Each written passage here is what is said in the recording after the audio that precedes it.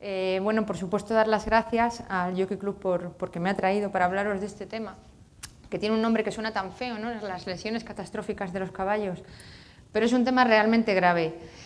Me alegra que me traigan porque en la Universidad Complutense tenemos un grupo de investigación trabajando en este tema y me parece muy útil y necesario compartir el fruto de ese trabajo con vosotros, así cara a cara, ¿vale? De primera mano, y contaros nuestra investigación. Además, creo que los jockey clubs, bueno, el español en particular, no solo tienen que velar por la pureza de la competición, sino también por el bienestar de los animales, pero ya no solo...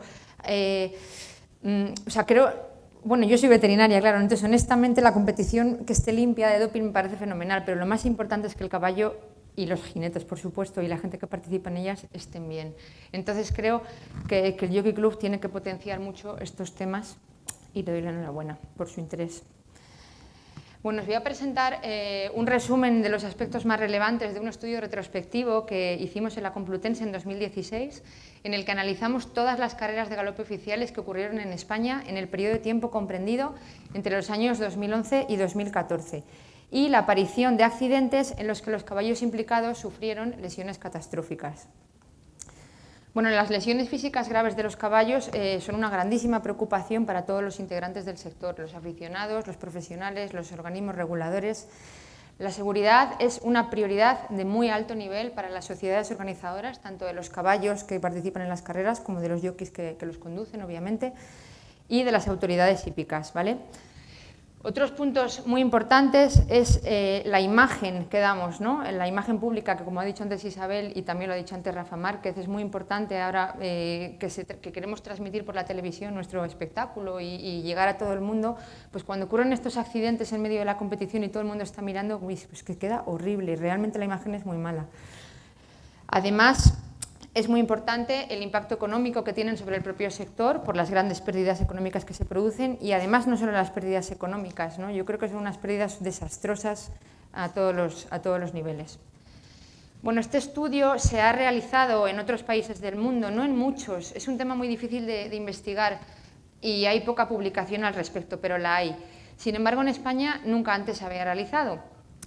Y el nacimiento de nuestro trabajo fue posible, en parte, gracias a que a finales de 2010 se crea el Servicio Veterinario Oficial dependiente directamente del organismo regulador, como existe en otros países, pero es que aquí no existía. Entonces, una de las funciones de este servicio veterinario, una de las muchísimas funciones, fue la elaboración de actas de incidencias veterinarias que se adjuntaban al acta de comisarios en cada jornada de carreras.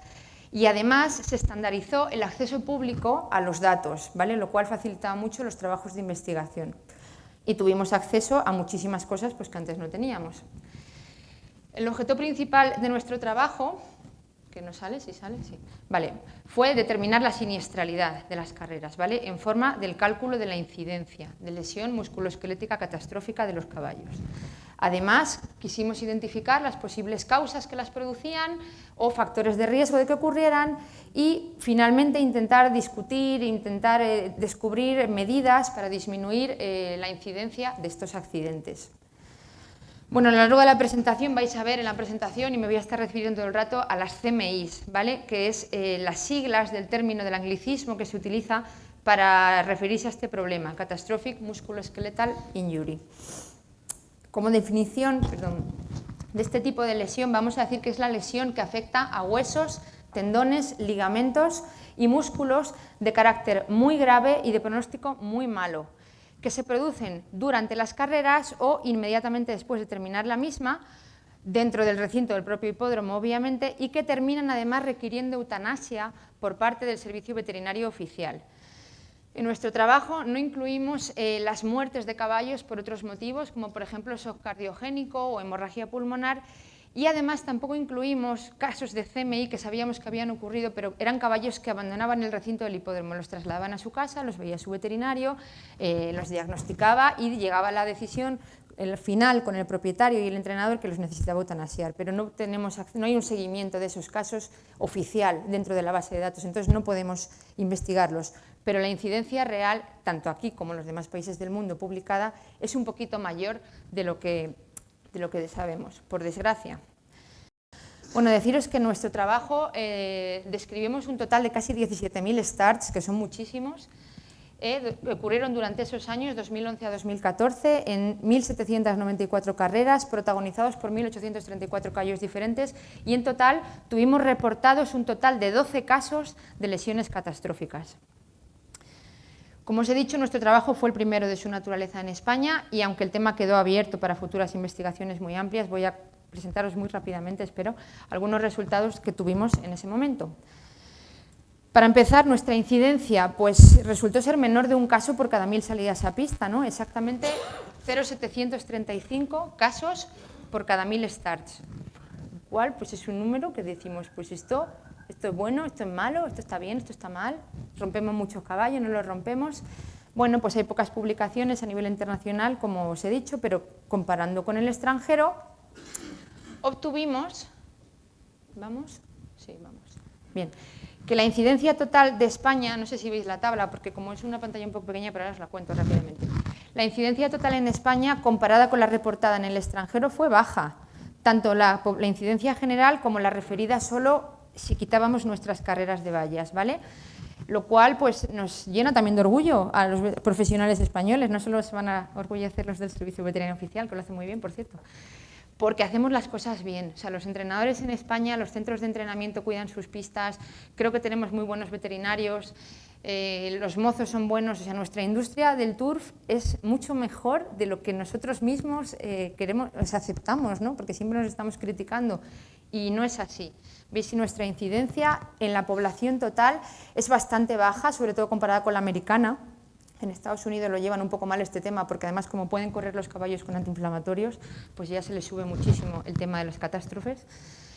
Y la población, la incidencia en lisos solamente ya bajamos un poquito, ¿vale? Pero bueno, podemos decir que nuestra incidencia es muy aceptable. Sin embargo, si viramos nuestra incidencia, y quiero hablar de esto, aunque lo te iba a saltar porque no me da tiempo, pero bueno, en las carreras de vallas ocurrió algo totalmente diferente. Tuvimos una incidencia extraordinariamente alta, o sea, una incidencia de 125 casos por cada 1.000 salidas a pista. Fueron catastróficas total. Y esa percepción se tuvo por parte de las sociedades organizadoras y por eso se eliminaron prematuramente de los programas en España. Desde luego en España no tenemos steeplechase ni tenemos national hunt, que son las modalidades que a nivel mundial están descritas como las más peligrosas, pero vamos, ningún país del mundo tiene un national hunt tan peligroso como nuestras carreras de vallas. Y es una pena, ¿no? Porque en realidad, aunque nuestro estudio demostró esto, es un dato que tenemos que coger entre alfileres. ¿Por qué? Porque tuvimos un número de starts de vallas muy bajo. Tuvimos 26 starts de vallas frente a una estadística de casi 17.000 casos. Entonces no podemos decir que es un dato incuestionable que nuestras vallas fueron tan catastróficas, ¿vale? Pero bueno, la siniestralidad fue muy alta y lo tenía que contar. Posiblemente, pues porque tal vez nuestros caballos no estaban perfectamente entrenados para hacer eso. Puede ser que no tuvieran tanta experiencia, pero bueno, nunca lo vamos a saber porque si nos hubiéramos equiparado al final con el extranjero, pero bueno, tampoco vamos a saber si hubiéramos tenido caballos para equipararnos, porque la verdad es que caían bastantes. Pero bueno, en fin, seguimos. ¿Por qué ocurren este tipo de lesiones catastróficas? Bueno, sabemos que causan entre el 70 y el 80% de las muertes que ocurren en los hipódromos, pero en realidad son muy difíciles de investigar porque la incidencia es muy baja. Están producidas por factores causales muy complejos que están interactuando entre sí todo el tiempo y por esto es muy difícil sacar conclusiones acertadas. Pero bueno, pensamos, ¿cuál es su etiología? Tal vez el diseño de las pistas o el estado de las pistas, los problemas de tránsito durante las carreras, la posibilidad de que existan patologías ocultas que no conocemos o tal vez es que estamos pidiendo a los caballos en ocasiones cosas que no pueden hacer, en ese momento no están preparados. Bueno, para intentar mostrar las posibles causas necesitamos elegir una serie de variables susceptibles de ser factor de riesgo de producir una lesión CMI. Entonces elaboramos unos criterios de inclusión en el estudio y las variables deberían cumplir al menos uno de estos criterios para entrar en nuestro estudio. Los criterios fueron que fueran variables con posibilidad de causar una CMI, que estuvieran previamente descritas en la literatura, que la información referida a ellas estuviera contenida en las bases de datos del país y que tuviésemos acceso a ellas, claro, que fueran variables de posible interés biológico o estadístico añadido y además variables sobre las que pensáramos que se pudiera actuar en caso de resultar ser factor de riesgo. Bueno, después de revisar todos estos criterios, obtuvimos un total de 27 variables para estudiar en nuestro trabajo. Que es un trabajo terrible, 17.000 salidas a pista, estudiar estas 27 variables en cada uno de esos 16.960 starts, pero bueno. Las variables que estudiamos fueron las siguientes, os las leo muy rápido porque seguro que al fondo no las veis, pero bueno. Los 8 hipódromos de España, todo España, incluido Vilaseca, salvo las playas de Loredo y de Santander, por otras razones, pero bueno. La superficie, si era hierba, arena, etcétera. Suelo, si era blando, si era duro, muy blando, la carrera si era de obstáculos o liso, la franja horaria, mañana, tarde o noche en la que se disputaban las carreras, la fecha, el año y la estación del año en que se disputaban, el orden de la carrera dentro de la propia jornada, si a lo mejor la primera era menos siniestra que la quinta porque la pista estaba ya peor, el orden de la carrera, sí. El tipo de carrera por condiciones, o sea, si era peso fijo, si era handicap, un gran premio, si era una venta, un reclamar, una tercera parte y, por supuesto, el premio económico, ¿vale? Intentando categorizar las carreras malas y las carreras buenas y las intermedias.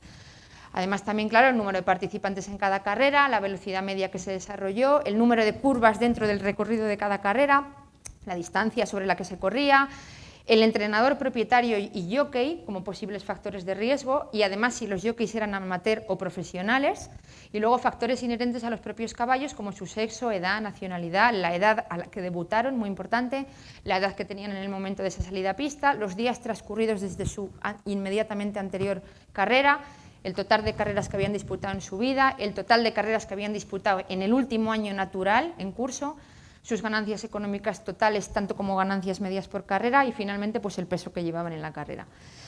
Después de aplicar varios test estadísticos univariable, las variables que resultaron como factores de riesgo contrastados significativos de sufrir lesión catastrófica a los caballos fueron las siguientes. Os voy a hablar solo de la población de liso, porque una vez que realizamos el estudio incluyendo las vallas, nos dimos cuenta de que las vallas alteraban mucho la realidad de lo que teníamos en España, ¿no? Entonces repetimos todo el análisis quitando fuera los starts de vallas y nos salieron como factor de riesgo contrastados los hipódromos, la superficie sobre la que se corría, la estación del año, el número de curvas de la carrera, el sexo de los animales y el tipo de carrera por las condiciones de la propia carrera. Bueno, rápidamente os voy a contar la variable hipódromo, sobre todo los hipódromos minoritarios en España resultaron de un factor de riesgo muy alto y aquí podéis ver unos datos que no sé si los veis, os los cuento. Pineda tuvo una incidencia de CMI de 8,47 por cada 1000 y Orense 4,25, que es muy alta, incluso comparando con el extranjero. Comparadas con Madrid, que tuvo 0,78, muy cerca de la general, y la Sartén bajita, en contra de lo que tal vez podríamos esperar por sus curvas, de 0,43.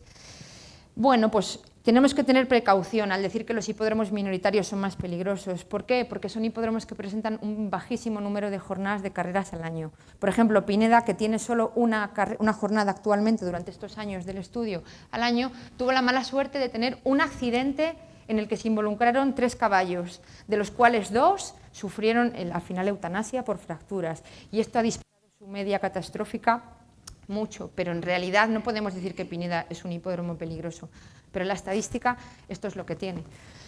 Entonces, esta variable de los hipódromos minoritarios interactúa con el siguiente factor de riesgo que encontramos, que fueron las carreras de menor condición, las carreras de venta, los reclamar, los handicaps de tercera parte, que a su vez, pues en los hipódromos minoritarios muchas veces se dan carreras con menor condición, menor dotación económica, o sea que ya tenemos un par de factores de riesgo interactuando entre sí. Además, obtuvimos como claro factor de riesgo el invierno como estación del año, seguido de lejos por la primavera. Y otra vez tenemos variables interactuando entre sí, porque muchas veces los hipódromos, ya está, se fue todo a paseo, toda mi animación, pero bueno, os lo cuento. Bueno, pues los hipódromos minoritarios dan sus jornadas en invierno y de hecho tienen carreras de menor condición que ocurren en invierno. Otro factor de riesgo importante fue el mayor número de curvas. Esto tiene su lógica porque al pensar que son los sitios en los que se producen la mayoría de los problemas de tránsito, los pisotones, los golpes de me quiero meter por aquí, no quepo, de me ha cerrado el de fuera, esto tiene mucha lógica y en otros estudios a nivel internacional pues también lo hemos encontrado. Un factor de riesgo contrastado salió, la hierba como la superficie de mayor siniestralidad en España. Yo no estoy muy de acuerdo con esto porque al final aquí la estadística nos jugó una mala pasada porque la mayoría de los starts en España son de hierba, entonces es normal que en hierba pues, ocurran más cosas. Pero bueno, hay trabajos en el extranjero que también han encontrado que la fibra geotextil es más segura, que mi opinión personal hasta llegar aquí era lo contrario, que la fibra era más peligrosa, pero bueno. Y sin embargo también hay otros trabajos en el extranjero que demuestran lo contrario, ¿no? La estadística es lo que tiene, tienes un trabajo que demuestra una cosa, te saco 3 que demuestran la contraria. Y si no, pues vamos a la cocina de la estadística, que está muy de moda ahora mismo, pero no quiero, no sé, hablar de polémicas, pero me habéis entendido. En fin, ¿qué más? El último factor de riesgo contrastado fue el sexo. Los machos enteros estuvieron en mayor riesgo. Y no me mires así, Antonio, que esta conversación la tendremos aparte tú y yo. ¿Por qué? Esto tiene 2 explicaciones. La primera, el valor residual de los animales cuando acaban la competición es como reproductores. Entonces las hembras, a nivel mundial también, no solo en España, se conservan, se protegen mucho más. Se las corre menos, se las respeta más, se las entrena un poquito con más cuidado a veces, incluso se las retira antes, ¿no? En cuanto que son ganadoras, tienen buen origen, se van a criar. Sin embargo, los machos, para que un macho salga semental, pues ya sabéis que tiene que ser excepcional y aún así es difícil. Entonces, pues se les da más cera. Y además en España, la segunda razón, pues en España no se castra, no gusta. O sea, en Inglaterra, por ejemplo, esto es al revés, son los machos castrados los que tienen mayor incidencia de accidentes catastróficos, porque es que están todos castrados, ¿vale?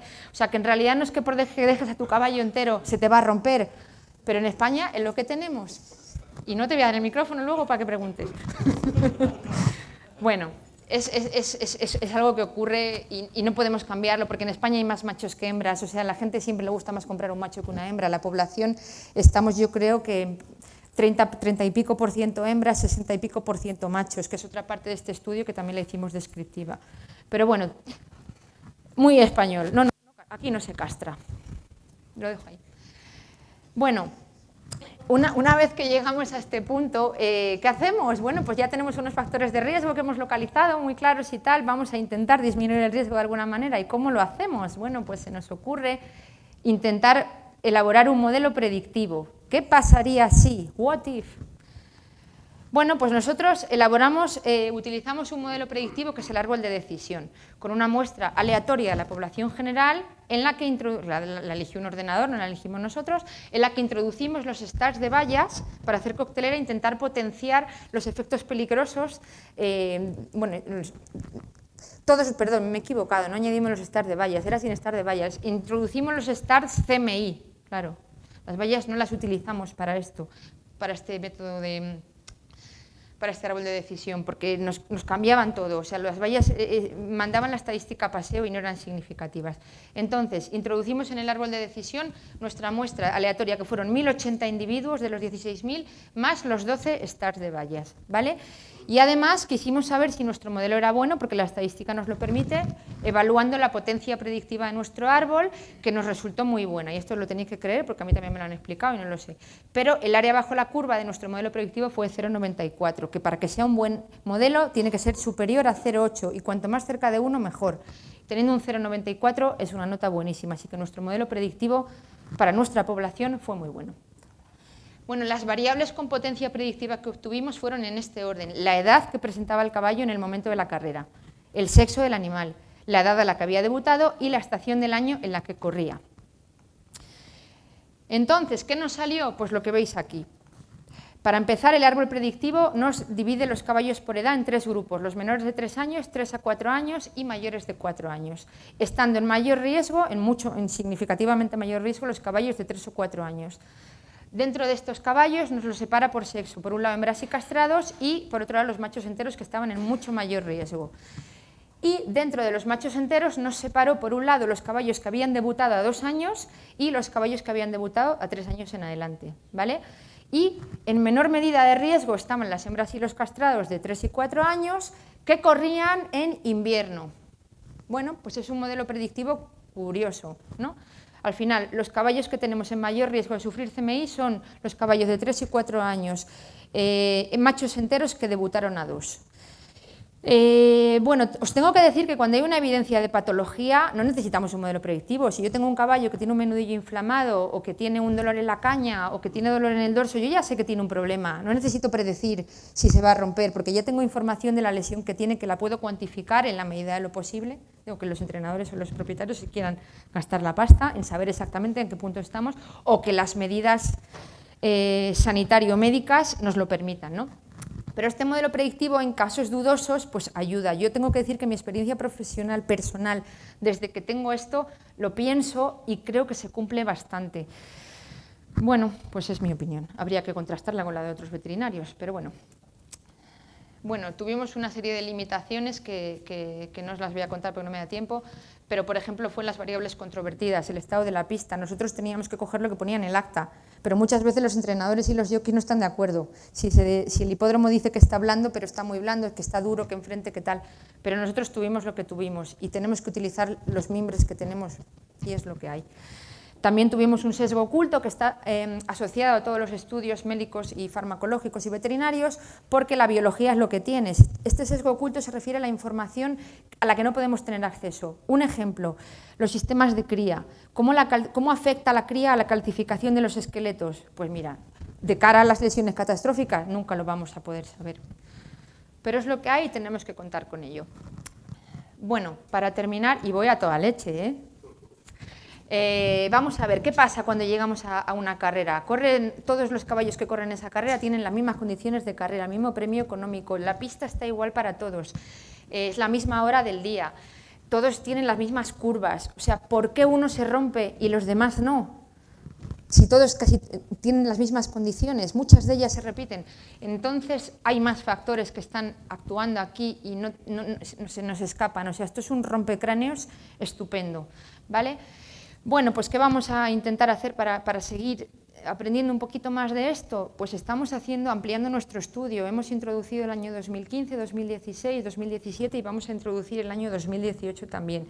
Con esto esperamos llegar a tener más de 40.000 starts, que es un número altísimo de información para sacar conclusiones, contrastar la información que hemos obtenido, tomar nuevas decisiones, validar nuestro modelo predictivo en esta población, porque necesita validarse una población diferente de la que se ha construido, perdón. Incluso, oye, pues hacer un nuevo modelo predictivo, porque resulta que el que hemos hecho no sirve. Pero todo esto es un trabajo que tiene tela, ¿eh? Yo también quiero dar las gracias a la gente de nuestro equipo porque trabajan muchísimo. Bueno, en cuanto a las pistas, tengo que decir que pensamos que el diseño, la seguridad y el mantenimiento de las pistas en España es bueno, es adecuado, ¿vale? Pero nunca debemos olvidar la innovación ni bajar la guardia, muy importante, y seguir implementando este punto.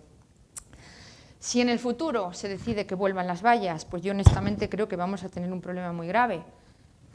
Pero bueno, si eso ocurriera, pues habría que obviamente hacer una adecuación de los obstáculos, los tamaños menores posibles, lo más sencillos posible, los caballos intentar, no sé, prepararlos mejor de alguna manera y los jockeys, pues oye, también hay países como Italia que tienen una licencia solamente para jockeys de salto, bueno, pues igual es una cosa que ayudaría. Además, creo que se hace muy necesaria la creación y llevanza por parte del Jockey Club, que está aquí el jefe, de una base de datos veterinaria oficial, al igual que existe en otros países, que recoja los historiales. Bueno, pues ya sabes, pon la ñoñota encima de la mesa, ¿vale? Una base de datos oficial que recoja los historiales, la incidencia, los seguimientos de las lesiones de los caballos. Este punto es muy complicado por la confidencialidad de muchos de los datos, pero creemos que incluso la elaboración de una base de datos general con los datos que son públicos podría de repente ayudar bastante. Más cosas en cuanto a lo que sucede cuando llegamos a la propia jornada de carreras, la educación y concienciación de todos los estamentos que participan en la carrera. Nunca es suficiente, hay que seguir insistiendo a los jockeys, a los entrenadores, propietarios, a los comisarios, a todo el mundo que participa en la jornada de carreras para el tema de la seguridad. En parte es lo que estamos haciendo hoy aquí, así que animamos al Jockey Club también a seguir con estas iniciativas. Y es una pena que con todos los ponentes que ha habido hoy no se pueda hacer una mesa redonda, porque creo que hablar estas cosas muchas veces pues da muchísima... Es una tormenta de ideas, ¿no?, que puede ayudar a salir por puntos diferentes. Pero bueno, ya termino. Y me quedan 5 minutos, pero llevo 23, así que no voy tan mal. Bueno, en mi opinión, para finalizar, lo más importante, los caballos no hablan, ¿vale? Pero existen clarísimas evidencias de que los caballos con patologías previas están en mayor riesgo de sufrir lesiones catastróficas, ¿vale? Las lesiones ocultas son ocultas por algo, porque no las vemos, y son muy difíciles de detectar y normalmente muy caras de diagnosticar.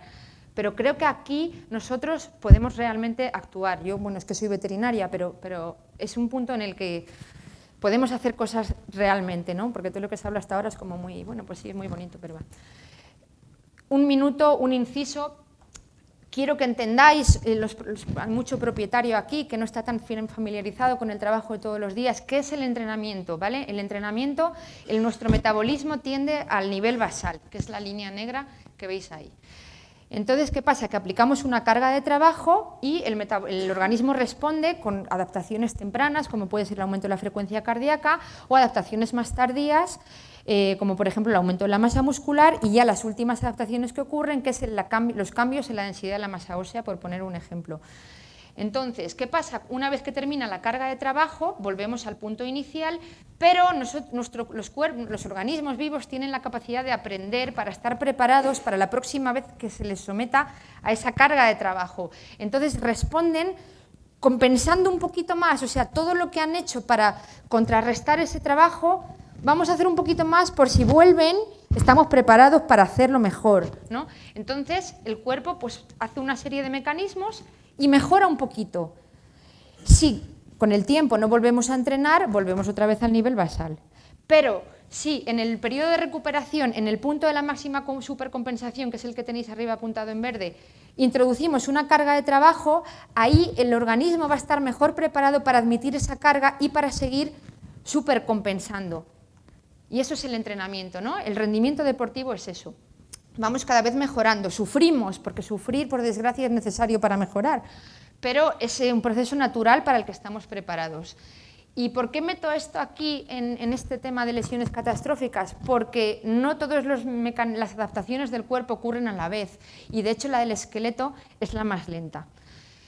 Si los entrenadores son, pues no digo que sean más cafres o que sepan menos, a veces están muy agobiados por el propietario, por el dinero, por el tiempo, por el propio programa, porque no hay más programa que el que hay encima de la mesa y hay que adaptar los caballos al programa, no el programa a los caballos, pues a veces se produce descompensación, no supercompensación, ¿vale? Y entonces es cuando el descenso del rendimiento deportivo ocurre, y además encima predisponemos a las lesiones, porque no estamos dando tiempo al cuerpo a que se haga, ¿vale?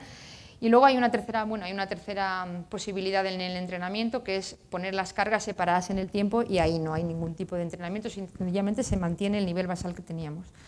Bueno, todo esto, ¿por qué os lo cuento? Pues lo que os he dicho, el esqueleto es dinámico, ¿vale? No es como cemento, no es como un hormigón del suelo, el esqueleto se calcifica, se descalcifica durante la vida, dependiendo pues, de muchas cosas.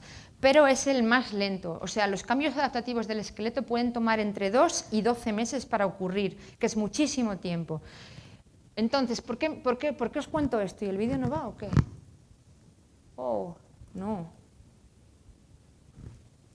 Bueno, ahí había un vídeo. ¿Por qué os cuento esto?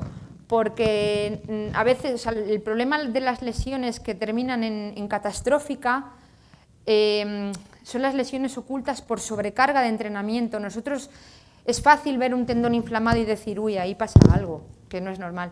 Pero muchas veces tenemos la queja del entrenador, este caballo ha perdido acción, este caballo está un poco más rígido, este caballo mira para adentro, este caballo se tira para afuera, este caballo mueve la cola, no está como antes. Y a veces no necesariamente es malo, ¿no? Porque para entrenar y mejorar, los caballos pasan etapas en la vida en las que lo pasan mal, entre comillas, y luego ya lo superan y mejoran. Entonces, bueno, pues quería que entendáis por qué ocurren estas lesiones de sobrecarga, ¿no? Porque muchas veces es muy difícil y además dice un amigo mío que el pedigrí de un caballo es como un libro de instrucciones, pero es que hay instrucciones que no vienen en el pedigrí, porque no sabemos muchas veces lo mismo que os decía antes, si el caballo ha comido bien cuando era un potrito en la finca, si su madre cuando estaba empreñada tuvo una enfermedad, la operaron de cólico que pudo afectar al desarrollo de su feto. O sea, hay muchísimas cosas que influyen en que un caballo, en el organismo de un caballo, que llegue a ser lo que potencialmente podría ser genéticamente, ¿no? Pero bueno, en fin, entonces, tanto a nivel institucional como a nivel particular, el examen precarrera, ¿vale? Potencialmente creo que cree mucha gente, no es que lo diga yo, que es el arma idónea. Y en España no se hace. Y digo a nivel institucional porque se puede hacer, y de hecho se debería hacer. En otros deportes ecuestres se hace en salto, en concurso completo, se hacen las inspecciones antes del concurso, y el caballo que no está bien se va al holding box y mañana pasa la inspección otra vez. Tengo que decir que en ningún sitio del mundo se hace esto en las carreras, y se liaría un pollo del copón, ¿vale? Pero aún así, bueno, se ha intentado hacer. Tengo un trabajo que se hizo en Nueva York, en la New York Racing Association, y durante un tiempo largo, durante muchas jornadas de carreras, estuvieron haciendo exámenes precarrera a los caballos, y al final, después de todo ese periodo, identificaron 64 sospechosos. Pero los dejaron ir a correr a ver qué pasaba. De estos sospechosos, solamente uno sufrió una lesión catastrófica. Y entonces, ¿qué pasa? Si los hubiéramos retirado y no los hubiéramos dejado correr, hubiéramos salvado una vida, lo cual pues habría estado muy bien. Pero de los 63 sospechosos que no se fracturaron, muchos ganaron, porque muchos caballos es que son tiesitos, o sea, es muy difícil saber el punto exacto donde se convierte un caballo en peligroso, ¿no?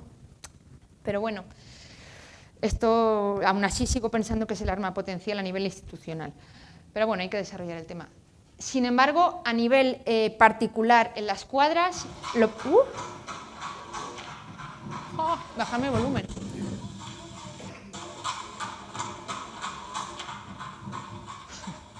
Bueno, me vais a perdonar que esto no estaba previsto.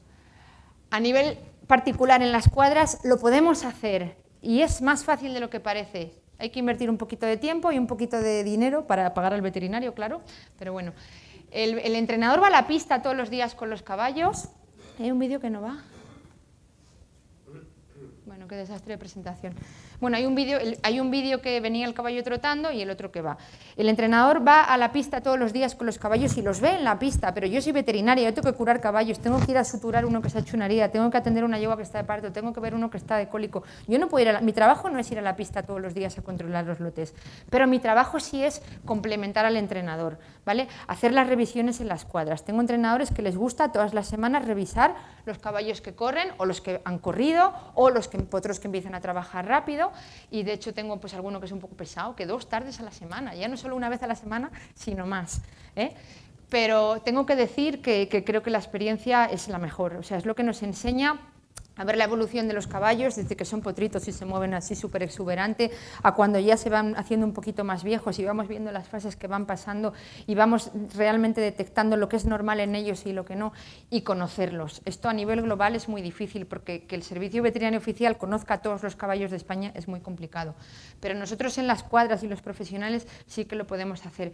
Y yo realmente creo bueno, pues que esta revisión precarrera es fundamental para disminuir el porcentaje de lesiones catastróficas, que aún así seguirán ocurriendo, pero porque es inevitable, como decía, no sé si lo he visto en la tele, en un telediario, el riesgo cero no existe, el único riesgo cero es quedarse en el box, y encima te puede dar un cólico si no sales, pero bueno, es lo que hay. Y luego, bueno, pues que esto no acaba nunca, o sea, esto sigue, no podemos decir ya lo sabemos todo, ¿no? Y hay otros métodos para detectar posibles picos de dolor en los caballos para problemas ocultos, como por ejemplo trabajar con pulsómetros que te suben de repente las pulsaciones y no sabes por qué, pero bueno, son métodos complicados. Yo desde luego me apunto a esto e insisto en ello. Y nada, pues que volver a dar las gracias a mi equipo y a vosotros por escucharme. Y ya está.